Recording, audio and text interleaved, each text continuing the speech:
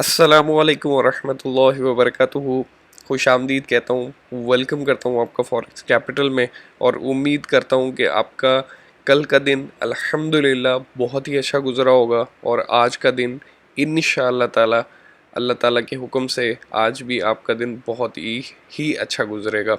तो आए आज फॉरेक्स फैक्ट्री की न्यूज़ को चेक कर लेते हैं। बार बार आप लोगों को एक ही नसीहत करता हूँ, बहुत लोग हैं डेली अपना अकाउंट वॉश करते हैं, डेली नुकसान करते हैं। मेरे भाई, आप लोगों को बार बार एक चीज़ समझा चुका हूँ, अभी दोबारा उस चीज़ को रिपीट कर देता हूँ कि जब भी आपकी ट्रेड मुनाफे के अंदर आ जाए, लेट्स सपोज आपने ट्रेड लगा ली है हाई लॉट की, हाई लॉट साइजेस की आपने ट्रेड लगा ली है, तो मेरे भाई प्लीज़ अपना प्रॉफिट, अपना जो कैलकुलेशन है उसको मिनिमम साइड पे रखा करें। मैक्सिमम साइड पर हमेशा आपकी शॉर्ट जो ट्रेड है, लेट्स सपोज जितना 0.01 लॉट साइज हो गया, $10,000 आपके पास मौजूद हैं, 0.10 की ट्रेड आपने लगा ली, तो आप लोग लॉन्ग टर्म ट्रेड लगा सकते हैं। लॉन्ग टर्म ट्रेड हमेशा याद रखिएगा कि स्मॉल लॉट साइज़ के साथ लगती है, बड़े लॉट साइजेस के साथ लंबी ट्रेडें नहीं लगाई जाती और ना ही लंबे टारगेट मैप किए जाते हैं। तो प्लीज़ हमेशा याद रखें, जब भी आपने ट्रेड लगानी है तो सबसे इम्पॉर्टेंट चीज़, बार बार कह रहा हूँ, सबसे इम्पॉर्टेंट चीज़ क्या है कि आपने जो ट्रेड है उसको आपने मिनिमम साइड, लेट्स सपोज आपने टारगेट किया, आपने वन स्टैंडर्ड लॉट की आपने ट्रेड लगा दी, ठीक है, बैलेंस आपके पास 2000 था, $1000 था, ठीक है। अच्छा, आपकी ट्रेड तकरीबन $500, $200, $300 पॉजिटिव में आ जाती है, तो मेरे भाई $500 या $300 आज का पाकिस्तानी 1 लाख रुपया बनता है। तो प्लीज़ यार अपने ऊपर रहम करें। 1 लाख रुपया एक दिन में अगर कोई बंदा कमा रहा है, या 1.5 लाख रुपया या 2 लाख रुपया अगर कोई बंदा एक दिन में कमा रहा है, तो यार, और वो पॉजिटिव में आता है और उसके बाद भी ट्रेड क्लोज नहीं करता और वो नेगेटिव में जाके अपने सारे के सारे पैसे डुबो लेता है, तो यार कहाँ की अक्लमंदी है ये। तो मेरे भाई, टारगेट जो मैप करते हैं वो टारगेट हमेशा देखें। आपकी ट्रेड पॉजिटिव में आ गई, ठीक है, और अनएक्सपेक्ट, यानी कि ये तो मैं कभी भी नहीं कहूँगा कि आपने कैलकुलेशन के साथ ट्रेड लगाई। अगर वन स्टैंडर्ड लॉट की आपने ट्रेड लगा दी है और वो पॉजिटिव में आ गई है, तो मेरे भाई अपना जो स्टॉप लॉस है, अपना जो एसएल है, उसको ब्रेक इवन जहाँ पर आपने ट्रेड लगाई है वहाँ पर रख लिया करें। उसके बाद अगर लेट्स सपोज मार्केट नीचे भी आ जाती है और आपको 0-0 पर भी मार्केट निकल जाती है, तो यार नेक्स्ट ट्रेड का आपको मौका दे देगी, ठीक है। तो प्लीज़ मेरी इस नसीहत को हमेशा याद रखें, क्योंकि कल मेरे कुछ दोस्तों ने इस तरह नुकसान किए। तो प्लीज़ यार, प्लीज़ मेक श्योर करें कि नुकसान जब होता है तो जाहिर सी बात है दिली दुख होता है, तो ये कोई पॉजिटिव चीज़ नहीं है नुकसान होना, ठीक है। उम्मीद करता हूँ कि आपको बातें समझ में आ गई होंगी। आज के दिन में बहुत ही इम्पोर्टेंट डाटा रिलीज़ हुए हैं, जिसमें एनजेडी का जीडीपी क्वार्टर ऑन क्वार्टर, ठीक है, एक्चुअल 1% था, यानी कि 1.7% पर मूव हो चुका हुआ है।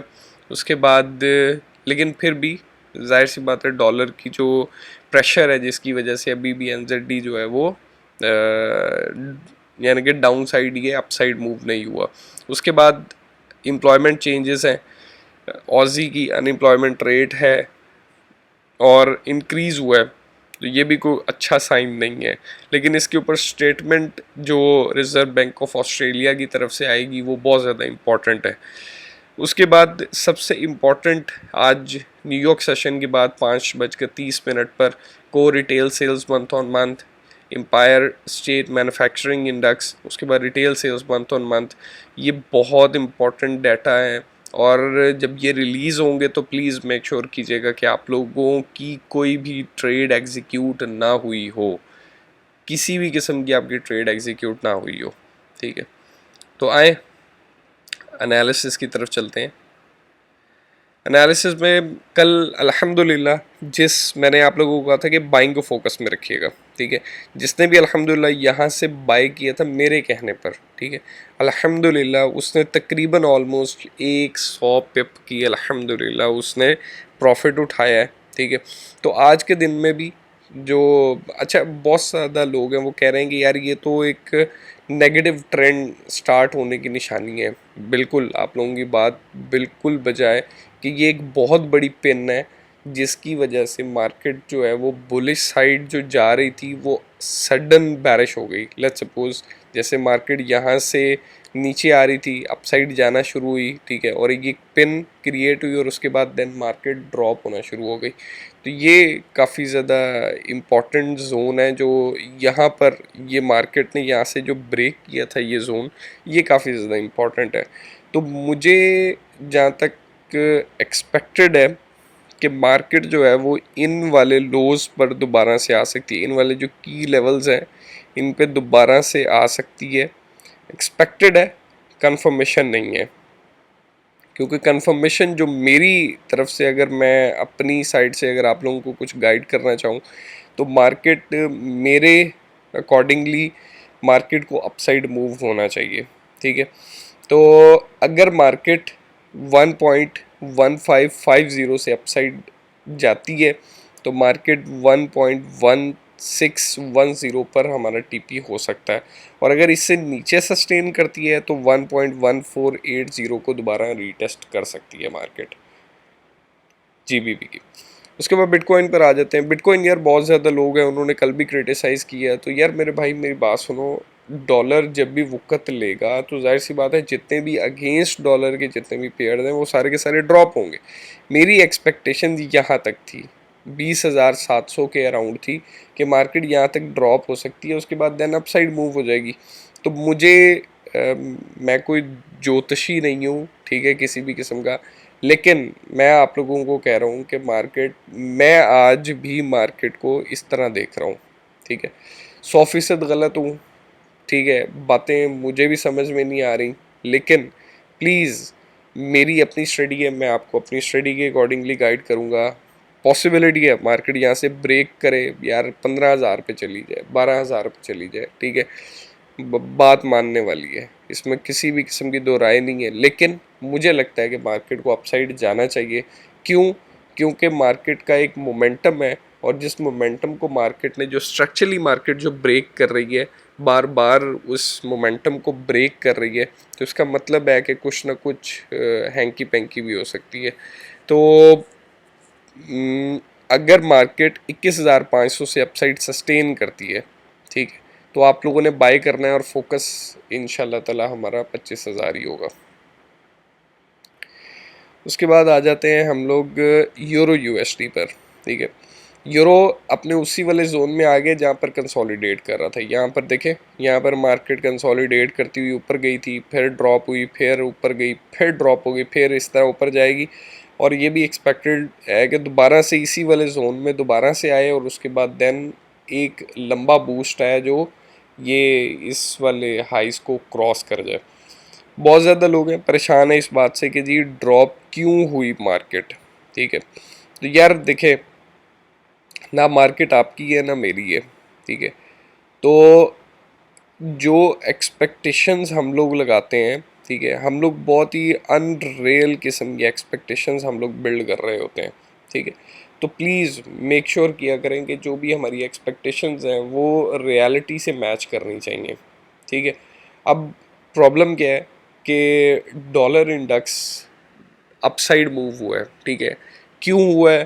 प्रिंटिंग स्टार्ट हो गई है, बहुत सिंपल सी लॉजिक है, इसमें किसी भी किस्म का आपको बहुत ज़्यादा सोचने की ज़रूरत नहीं है, ठीक है। क्यों? क्योंकि जो कल जो इन्फ्लेशन का जो रेट इंक्रीज़ हुआ है, ठीक है, ड्रॉप होने की बजाय इंक्रीज़ हुआ है, तो जाहिर सी बात है उन्होंने वही वही किया जो वो हर दफ़ा करते हैं।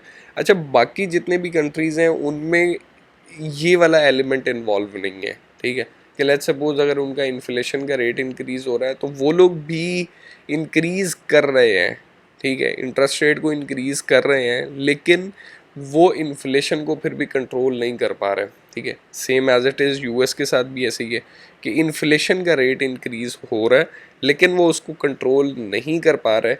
इसके बावजूद वो लोग रेट इंक्रीज़ की बात करते हैं, ठीक है, और रेट इंक्रीज़ को वो प्रेफर करते हैं, ठीक है। और जो बेसिस पॉइंट हैं जिनके ऊपर वो इस डिसीजन को मेक माजरत डिसीजन को मेक करने की कोशिश करते हैं, तो ये एक्चुअल स्टोरी है कि 75 बेसिस पॉइंट मिलेंगे, 50 बेसिस पॉइंट मिलेंगे या 100 बेसिस पॉइंट मिलेंगे, तो वो पहले से ही उन बेसिस पॉइंट को लीक करता है और वो कमेंट करते हैं। इसको मैनिपुलेशन कह लें, ठीक है, कि जानबूझ के इस तरह की कोई न्यूज़ को ब्रेक करना ताकि मार्केट के अंदर डर और खौफ बैठा रहे कि डॉलर किसी भी वक्त वक़्त पकड़ सकता है।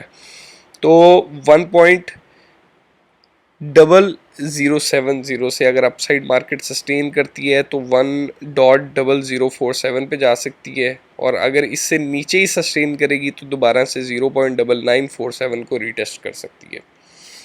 गोल्ड, कल इसी भाई ने बहुत ज़्यादा मेरे दोस्तों का नुकसान किया है, ठीक है। तो अच्छा, उन्होंने मुझे कहा कि जी हमने आपके कहने के अकॉर्डिंगली मार्केट को बाय किया था, ठीक है। अच्छा देखें, मैं आप लोगों को जो चीज़ समझा रहा हूँ ना, लेट्स सपोज एक बंदे ने यहाँ से बाय कर लिया, ठीक है, इस जगह से बाय कर लिया, यानी कि 1700 से उस बंदे ने बाय किया और 1700 से मार्केट अपसाइड गई, तकरीबन कितना गई, ठीक है जी। अगर आपने स्टैंडर्ड लॉट लगाई हुई थी ना मेरे भाई, ठीक है, जो एतराज़ कर रहे थे, मैं उनकी बात कर रहा हूँ, जिस बंदे ने $1700, ठीक है, 1700 नहीं भी, अगर आपके कहने के अकॉर्डिंगली चलता हूँ कि जी $700 प्रॉफिट आ रहा था, तो $700 मेरे भाई बहुत होते हैं, ठीक है।